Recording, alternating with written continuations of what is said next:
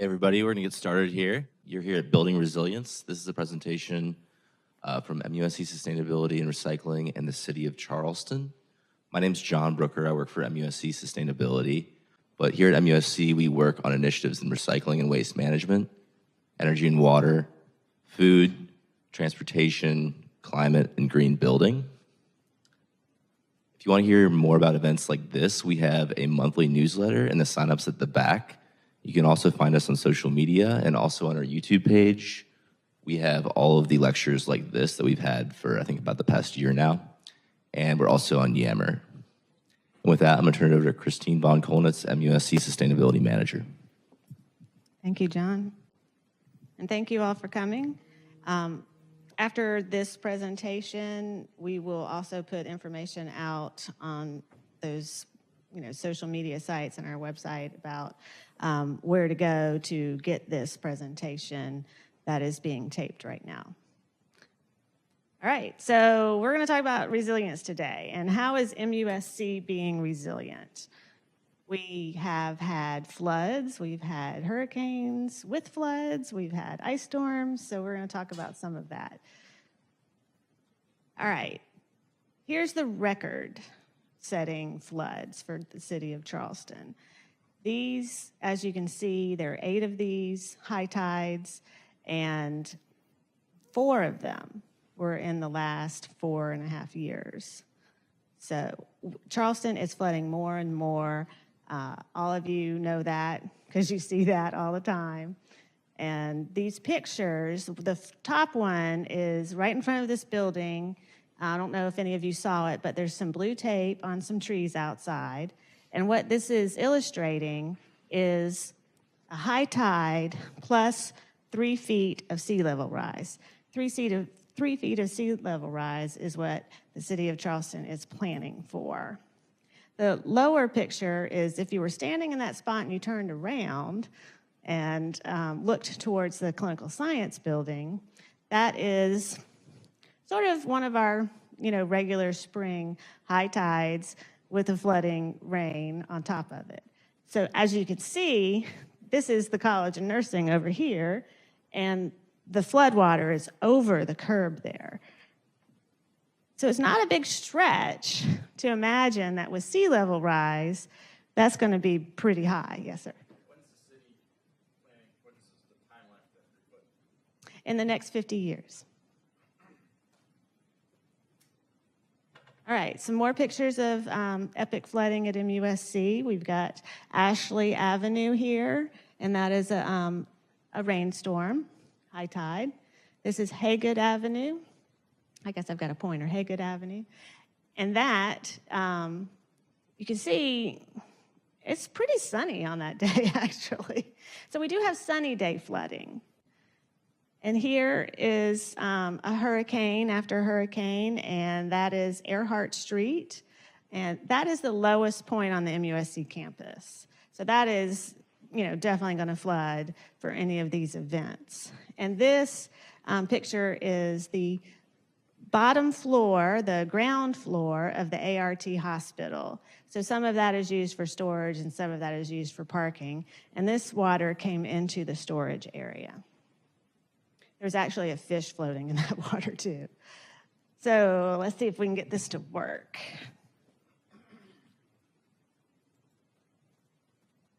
What you're going to be looking at is a video. Oh, different web browser. John's going to get it going.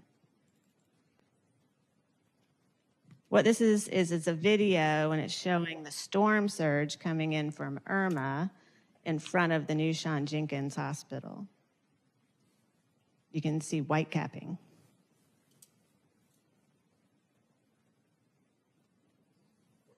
That is really fast-moving water coming up Courtney Drive.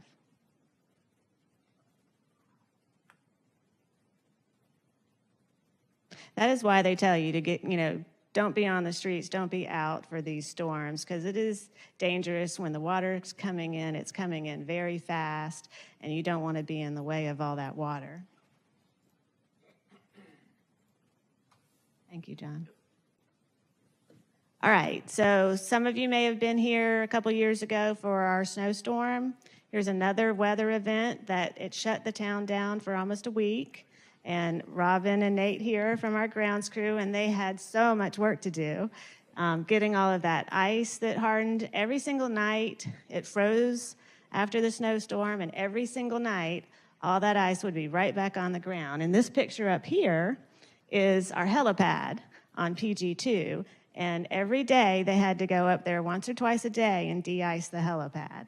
So it's not just flooding that MUSC is concerned with. We're also very concerned with snowstorms and ice, and we're preparing for that as well.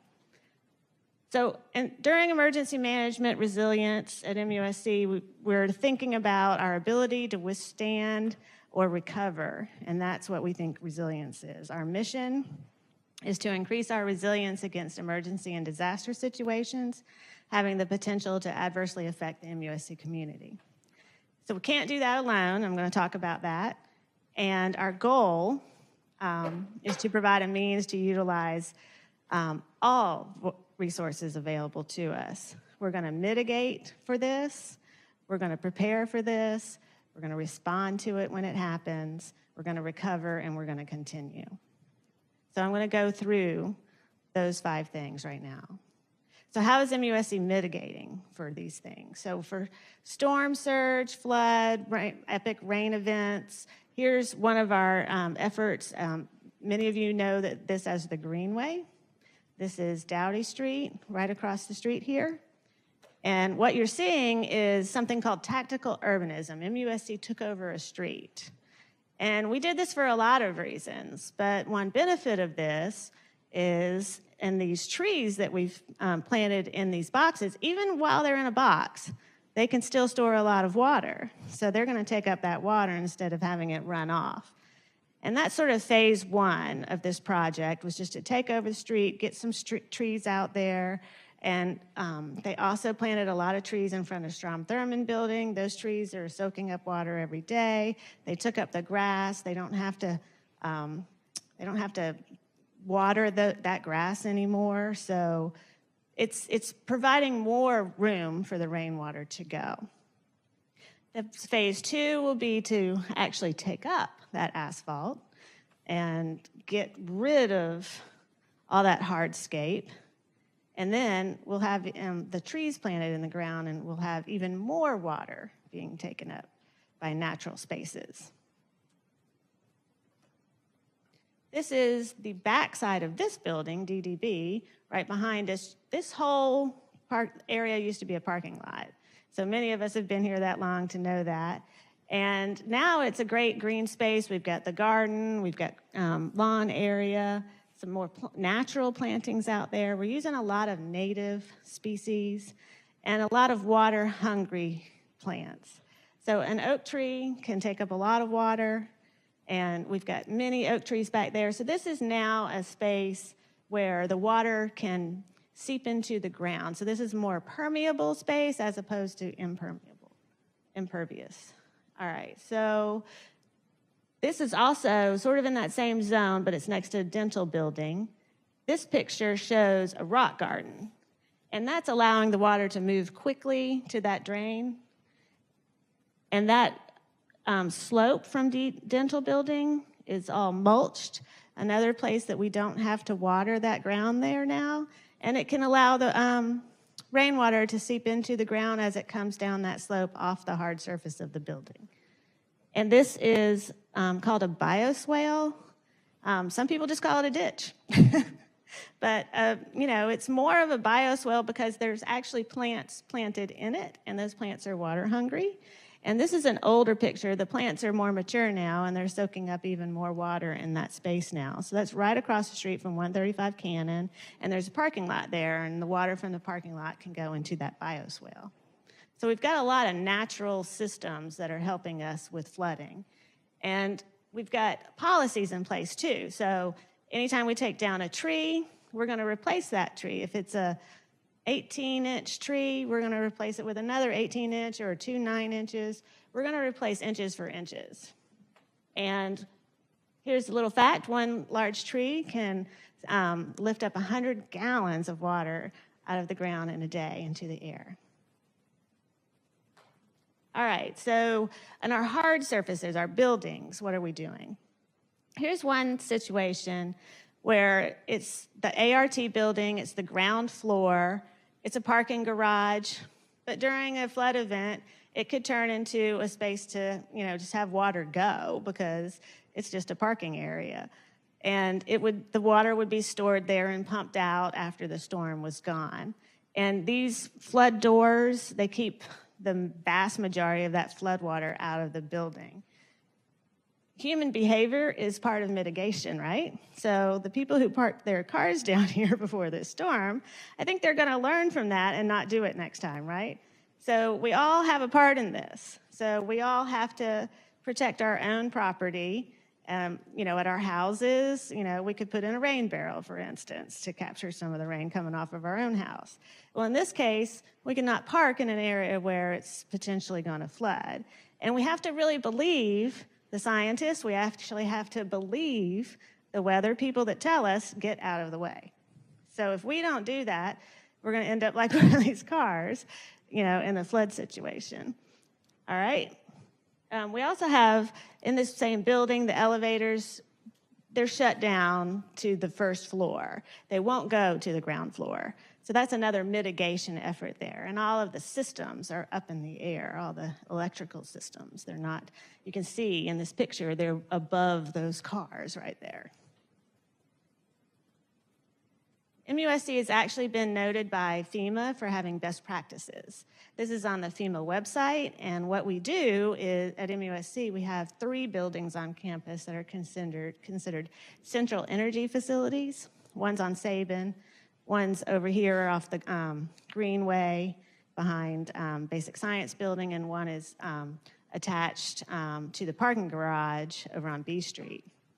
So what's going on there is all of our big chillers, coolers, boilers, switchgear, big equipment to power our buildings, to provide heat and hot and cold water to our buildings. It's all in these buildings, and it's up above the floodplain. Generators are up here.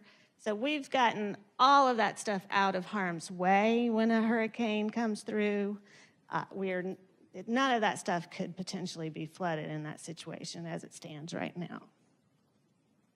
All right, we've been working with the city. These are pictures of some of their flood management systems. What they're doing is they're drilling down into the earth about 100 feet under the earth into something called the marl, and that's hard substance underneath Charleston. And then they're going to go horizontal and pump that water out of the city.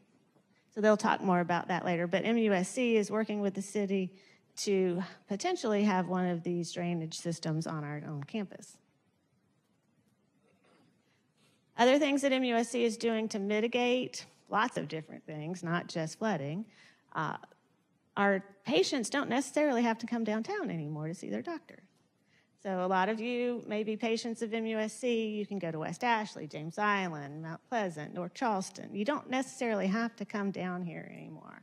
So that is keeping you out of traffic. It's keeping you out of floodwater potential. So we're also, buying up hospitals in the rest of the state here. And, we're going to be providing our services in a lot of different places. That's mitigation, right? Diversity is good for lots of reasons. It's also good for storms. All right, with snow and ice, we do a lot of things to mitigate the damage from that. You can see the grounds crew went out and wrapped this plant down here.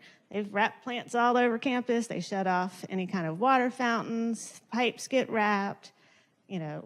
Salt gets laid down early when we know it's coming. They go out there and they do a lot of pre-work so that we don't have as much damage on campus. They've got a lot of tools on hand. They get a lot of supplies on hand before the storm. A lot of things that help us not be in a situation that we're going to have some worse disaster.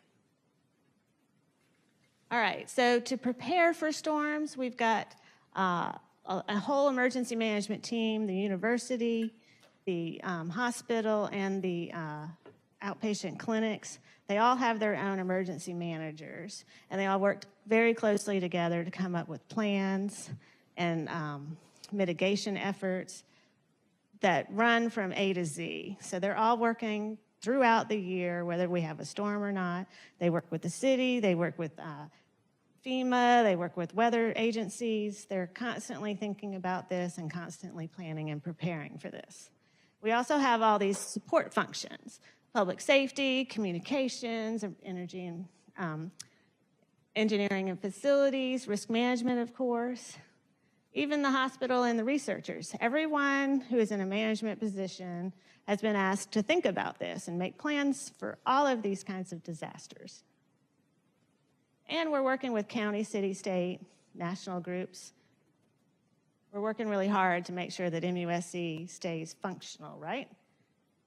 So we've got other areas where we're preparing. We've got all these plans, like I said, business continuity plans, emergency response plans. And these things tell us, you know, okay, we have staffing level A, staffing level B. A is usually designated for the first storm. Then B will come in and take over after the storm and relieve A. So we've put those plans in place many times over the years, and we'll continue to use those types of plans. We send patients home if possible, and we help our patients prepare before the storm. So we're not just thinking about MUSC, we're thinking about our patients. We're thinking about our research. We've got to have plans in place for all of this stuff to continue during and after a storm. So we get our patients in here. We tell them to get their prescriptions early, try to get their dialysis ahead of time. So there's a lot of things that need to be thought of. If the storm goes on for a week, where are they going to get their dialysis? So they've got to know all these things before a storm hits. Extra supplies, food, medications, water tankers. We think about all of that stuff. All right, so these are pictures of preparation. We've got the sandbags up here. This is over by the parking garage off Ashley Avenue. This is a new vehicle to MUSC. This is a truck with this light kit. And what that helps us do is during a storm at night when there's no power, street lights are out, this truck can go out where it can if it's not too flooded, and use that light kit to shine to see if there's a tree down or an electric line down. So this is a new truck to MUSC and will be very helpful. This is a water tanker that we brought in for the last storm, and of course, you know, during the snow, we've got all the equipment that we need. All right, so we're trying to communicate with MUSC and our patients and anybody who has anything to do with MUSC, people who are contractors. We want to get the word out. So we've got all these different systems to try to get the word out to all these people. We put up flyers. We've got text alerts. There are phone apps now. So before a storm, you should have all of this stuff prepared for yourself to be able to get alerts on your phones in an emergency situation. We're also going to help you if you need to evacuate. We're going to try to help you know where to evacuate to and what to bring when you go. These are all the different types of ways we're trying to get in touch with you. We've got websites, emails, text, Twitter, and of course Facebook down there. So once a year, we have a Hurricane Preparation Day, and that will be coming up. This one was in May, so it may be in May again this year. The Risk Management Department puts that on. And we're also trying to hold events like this, and we're taping this event, so a lot of people will know ahead of time how to get information. There's just some more pictures. This is responding during a storm. So what's going on here, we've worked with the National Guard. They let us borrow one of their vehicles to ferry doctors and nurses in and out of the medical facilities during a flood. We have boats now. We've got 3 or 4 of these John boats on campus. We do have some with motors and some without. And this is a doctor being taken from one hospital to another hospital to help respond to an emergency situation. And here's one of our employees, probably from engineering and facilities, going between buildings. And I think this is Nate down here on a big piece of equipment, and I think he was taking a patient to the hospital in that big piece of equipment. So, you know, we've got all sorts of people all across campus that are responding during the storm to help our patients where needed. This is after the snow and ice, and this is the grounds crew, and they're up here on this helipad. You know, it's getting dark, but or the sun's coming up, one or the other, and they're up there trying to de-ice that helipad and using a propane torch to melt it off the sidewalk so that people won't fall and slip on that ice. And we've got connections there with the South Carolina Department of Transportation, bringing in the salt to help us keep things open. And of course, clearing our parking decks there. So inside buildings, we have teams throughout engineering facility that go to every building on campus, check every room before you come back to work, so that you know that your office is going to be ready to come back into. So these offices had some damage from one of the hurricanes. And right away, we were in there getting the water dried up, getting those carpets cleaned and dried, and trying to caulk windows and making sure that no more water came in there. So we have people who live here during storms, right? They're here. If something's, you know, breaks open or some leak happens, they might know it during the storm and might be able to respond to it right away. And this is an oil tank after the storm. We've got to check everything, right? So, you know, we're checking that to make sure that water didn't get in there. So these are some of the cost of storms. We've got Matthew and Irma up here, and these are just the costs from engineering facilities, right? $600,000 for one, $700,000 for the other. And we're spending things on fuel tankers to come in here, water tankers, you know, sandbags, extra labor to do all of this preparation with the grounds and all the other engineering and facilities folks. There's a lot of cost to this. And these are just, like I said, just the cost for engineering facilities. We're preparing for the next storm, right? We're doing that all the time. So, you know, you saw that one person walking across the street in the floodwater. Well, now, if you have any potential to be out there during a storm, you can get one of these suits. So that's PPE. So every storm, we learn something new, right? So we're always trying to make things better for the next storm. So we'll have these suits for our employees now. And this is a little plow. So that is, we have that now, and we can put on this plow piece of, we can use it for other reasons, but if we have a storm, we can put that piece of equipment on there and be able to plow sidewalks. This is not for a street, but we'll at least be able to get the sidewalks plowed, and that will definitely help, you know, with safety too, because plowing or getting all that ice off the street, I can tell from personal experience, is hard work on your back. So this is going to definitely help with safety and preparedness, getting this done quicker. And we now have our own personnel mover, an LMTV vehicle. The public safety, Lieutenant Brian Wood, was able to secure this vehicle for MUSC. And that is, you can see it right beside public safety right now, and we'll be able to not have to rely on another agency to help us. We can get these people in and out of the hospital quicker. All right, so here's some ideas for the future. So we have been thinking about, well, what can MUSC do possibly to get more of this water off of our campus quicker? This is the green way, and this is just future. This is, maybe it might happen, maybe it might not happen, but these are some ideas where we could move the water from the core of our campus down Dowdy Street and over here to Long Lake after, you know, the flood goes down and after high tide. So we could potentially get all that there. And this is a spillway for water. It's basically a little lake in the middle of the street, and we could store it underground. When we don't have flooding, we might be able to park underground and store water on the sides for just the smaller everyday high tides. So there's all sorts of ideas that we're trying to come up with. We're going to work with the city with the Dutch dialogues that's coming up in May and try to come up with new designs for how we can move this water. If all else fails, right? Get out there and pump it, right? And I really appreciate y'all coming today, and thank you, and I hope you get some good information. And I'm going to pass it over to Mark Wilbert from the City of Charleston and Katie McCain. Mark is the Chief Resilience Officer for the City of Charleston, and Katie is the Sustainability Director for the City of Charleston. Thank y'all for coming.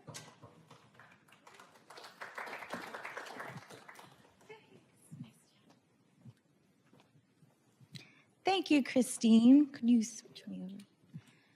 My name is Katie McCain. I'm the Director of Sustainability for the City of Charleston. And I really appreciate Christine going through everything MUSC has been working on for resilience.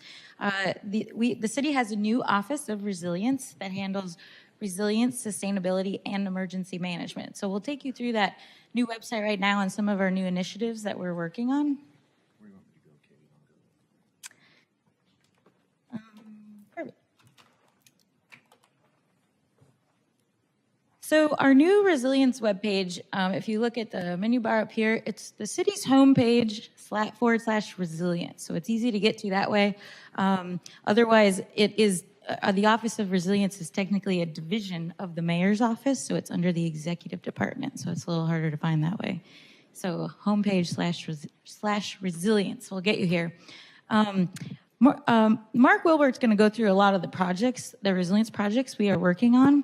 I'll mention really quick that the city's sustainability page, which I have up right here, it's the same concept. It's the homepage /sustainability, and we'll save these for another meeting. But just so you know, that page is up too, and you're welcome to visit that.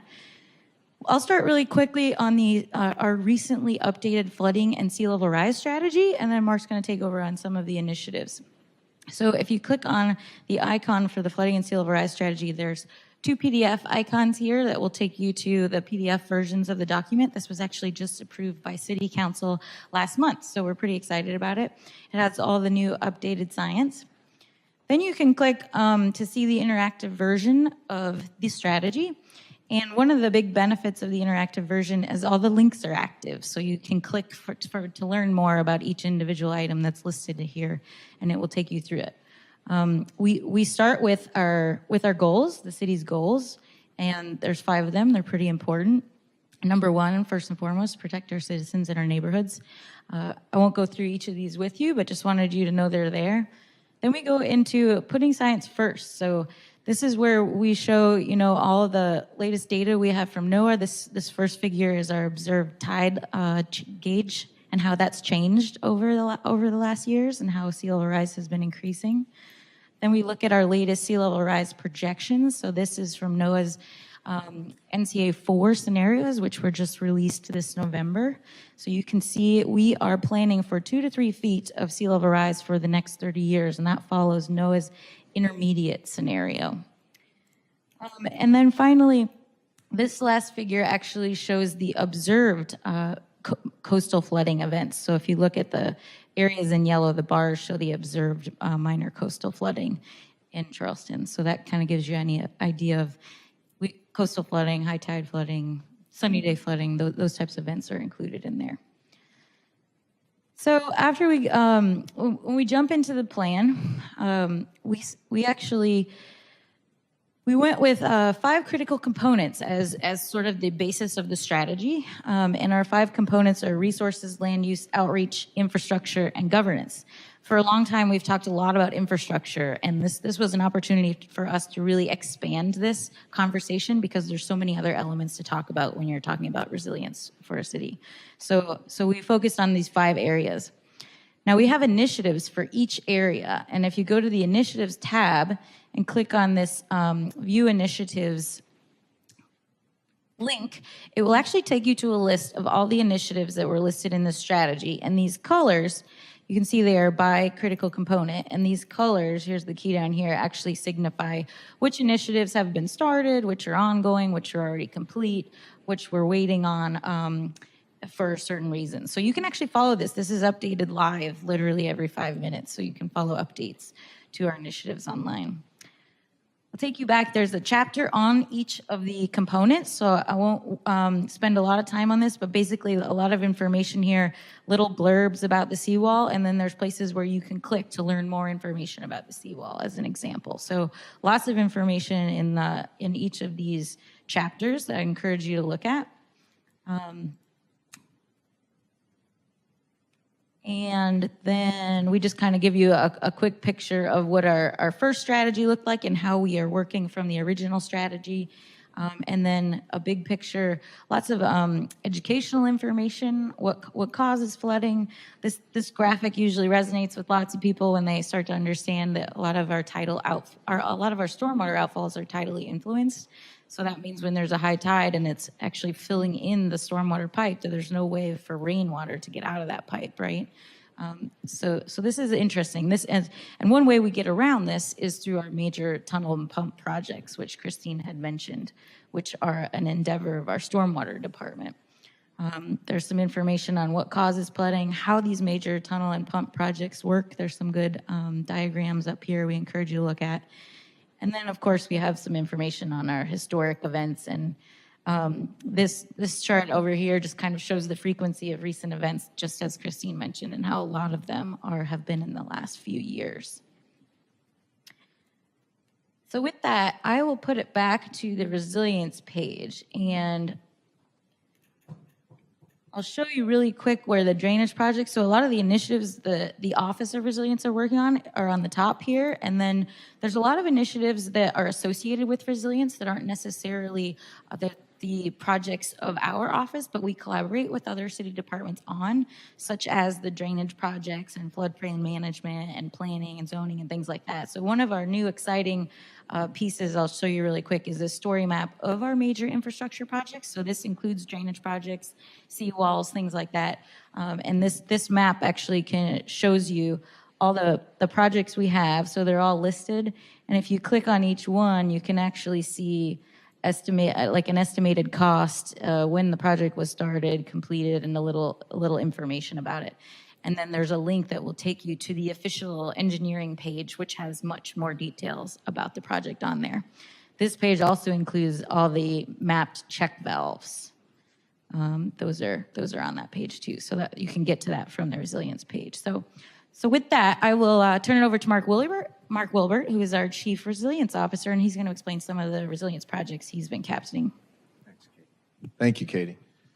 All right, well, I figured what I'd do is, since Katie built this whole thing and put it together, I'd let her go through it, and she's been key to all the work we've done. What I wanted to do real quick was put this strategy into action for you and how really it's going to affect you here at the Medical University. So without a bunch of fancy pictures, what I'll just talk about, we're starting with, we have a vulnerability and risk assessment that we're starting. We've actually started it. First big meeting is April 16th. So we're going to do something that the city probably should have done about 300 years ago. And that is, we really need to look at what our threats are, and we know what our threats are. And then we need to look what our assets are. So we should have done this years and years ago before we built all of this infrastructure on a peninsula, filled in the outer edges, and then built our most critical infrastructure on the peninsula, okay? But we didn't, okay? We didn't have the advantage of science that we have today, so we're kind of doing a backwards look and how are we gonna get it right. So we're starting with that. We're gonna start with our, what our threats are, and it's gonna be obviously tropical storms, it's gonna be rain events, it's gonna be hurricanes, things like that. We'll put them all together, and then we're gonna lay out our critical infrastructure and see where our greatest risk lies. And hopefully, what we'll start doing then is applying projects against where our greatest risk is. So what I wanted to convey to you today is that this strategy is being put together with science up front. We've already showed you that. But then there's going to be a methodic process as we begin to tackle the 300 years of history laying on this peninsula, and as well as the rest of the city, and begin to hopefully make some changes going forward. So the first big project that you all hopefully will see benefit from is we have a $3 million project study going on with the Army Corps of Engineers right now. That project is designed to protect the peninsula from storm surge. So you saw the picture from Florence, right? Or no, Irma, with the water coming in the medical district. The idea is, how do we protect against that? So it is very specific in what it's targeted for. It's targeted just for the peninsula, and it's targeted for storm surge. Right now, we don't have anything. We've not put really any money into protecting any of this critical infrastructure around here against storm surge. We've done a lot of work for drainage and getting the water out, but we haven't done a lot for protecting against storm surge. So that's where that Army Corps study is coming in. That should be done in about 9 months, and then it's going to go in 2 years of review, and hopefully sometime after that, if not before, you'll start to see some construction. But we have to do something about protecting this part of the city against storm surge. The second thing we're doing, and Christine mentioned it already, is we've got the Dutch, we call it the Dutch Dialogues. It's actually a firm from Baton Rouge, Louisiana, who work with the Dutch government. And they are going to be coming into the city and studying 4 areas of the city to look and see how we might apply Dutch engineering principles to the problems we have here in the city. The Dutch do things way different than we do. They start with design and they start with planning, and then they follow with engineering. The way the U.S. has been doing it for years is they build and then they let the engineers take care of the problems after the fact. That's a U.S. thing versus a Dutch thing. They don't have a choice. If they screw it up over there in the Netherlands, they just drowned, okay? That's just how easy it is for them. They have an imperative to get it right because most of their country is under sea level, it's below sea level, so they've got to get it right. We've had some luxuries, but science is changing. Science is changing in that it is better now, and the weather is changing, climate's changing, in that we've got to get this right throughout the United States. Charleston just happens to be one of those cities along the coast, and it happens to be one of those cities that we're really kind of leaning forward in this. So when the Dutch come, one of the areas they're going to study is right here at the in the area of the medical university. We're going to go from just about the Coast Guard station, wrap it all the way around over to the Joe Riley Stadium, and take a look and see what kind of principles might we apply in this area that would help with some of the challenges we have here. The other area on the peninsula is we're going to go where the old Cooper River Bridge used to come into the city. It's one of the last areas on the peninsula without going into the upper peninsula that's still untouched.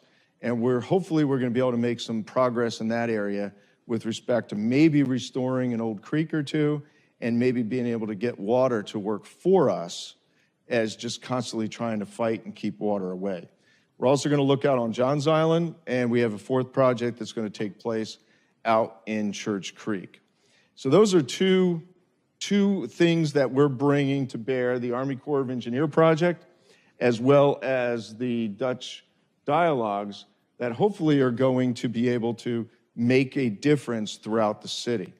The third thing that's going on, and Katie just glossed over it, but in this area here, we're looking at a project, and you'll probably hear a lot of this over the next 5 to 10 years, called Calhoun West.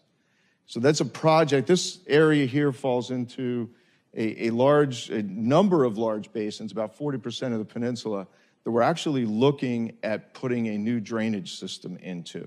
It's going to be one of those systems that Christine talked about. We actually go down 140 feet, and then we go horizontal and get the water out to a pumping station, then we pump it offshore. It's really, really expensive in Charleston to do drainage projects, particularly here on the peninsula. That project is estimated to cost an upwards of $200 million, okay? Think the Septima Clark project that's going on right now. This project will even be larger, and that Septima Clark project's been going on for almost 20 years. So we have a lot of work to do down here. If the Calhoun West, or I should say when the Calhoun West project gets kicked off, you'll see a lot of construction. Like I said, it's out a number of years. We've got to go out and find some funding for it. But once it's finished, along with a seawall, we should hopefully have this area of the city such that we're protected against most storm surge, not all. No one wants a 13-foot wall around their city. No one wants, we're not trying to protect against every storm, but we are trying to protect against, either smaller storms and the more and more frequent high tide flooding that we get. How many of you here in the audience have noticed how frequently we're beginning to get water on the roads more and more frequently? It's happening. I've been working for the city 5 years. I've been here 12, but I actually go out almost every high tide when they get above 7 feet and start looking around. And I can tell you what you're feeling is really happening. We're tracking it very, very, very closely in the city. We track almost every high tide. We've started tracking specific locations when they actually cross over onto the roadways. We've got another project that we're working on where we're hoping to be able to get information out. We're working very closely with the emergency managers here. I hope you are getting those text alerts that they're beginning to send out. Some of them are precautionary. Just a couple weeks ago, we sent one out saying, hey, just pay attention because there's a chance that the high tide may affect these roads. The idea there is we want to give the consumer or the citizens the opportunity to make decisions based on what we think is the best science available at the time. We're not going to get it right every time because the weather changes and we don't always get it right. But we're trying really hard to be able to get that information out so that those people who have to come to work or go home from work, that they can make decisions about what time they come in or how they might come in, what vehicle they might use. I know my wife and I trade off. If it looks like it's going to flood in the city, I'll take the SUV and leave the other vehicle home with her. So that's what we're doing with this strategy, is we're actually trying to put it into action. Instead of just talking about the problems, we're actually trying to add solutions. Again, we're behind, okay?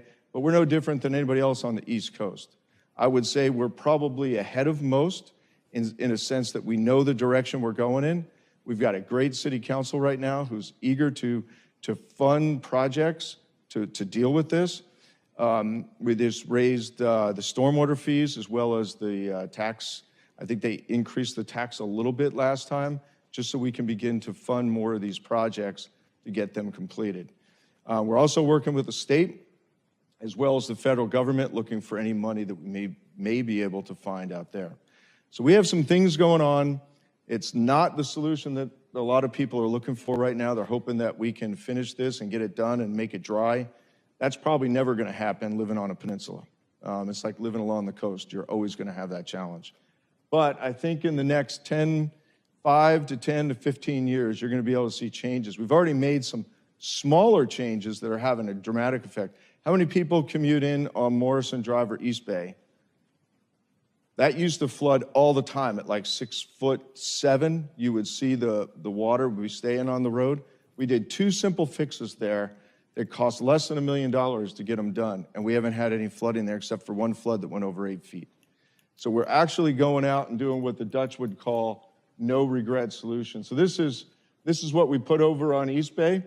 It's an inline check valve. So it's so low over there that when the tide would come in, it would come right up through the storm grates, and it would flood that road, and at times it would close it down. We put an inline check valve there. We raised the berm along the side of the road. We now can withstand up to 8 feet of tide, which is really good for us because previous to that, we were doing about 6.8 feet. So it's kept the road open a lot more. There are many of those check valves, and we're actually looking at a big project right here in the medical university where we're hoping to put one in. We actually have to go out and design it. It's going to be so large that hopefully it will do the same, have a similar effect here. We're never going to be able to stop Mother Nature when she wants to come across on a storm like Irma. But for some of those higher tides that clog up the drains, we're hoping to be able to get this check valve built. I think the size is 2 4x4 pipes is that we have to work on, 2 4x4 boxes. No one's ever done a check valve for boxes that large before. But just to give you a sense, so that's all of the check valves we did. And Katie, could you go to the Calhoun West project real quick? I just wanted to.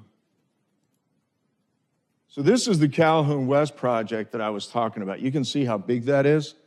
That's an area of the city that right now has a lot of old infrastructure. Think some of our pipes are 4 inches in diameter. How challenging is that? But they go all the way back to the early 1800s, some of this infrastructure was put in.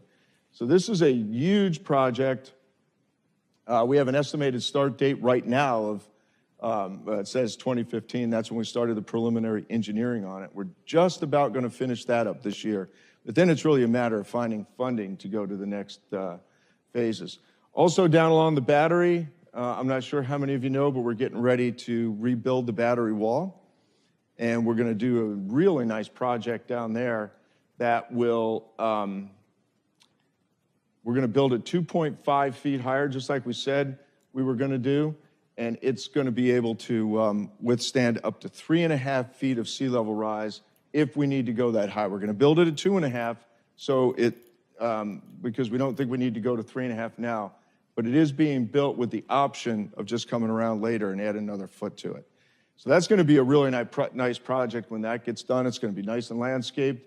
It's going to be more of a park atmosphere along the battery than it is right now, where it's just that concrete walkway.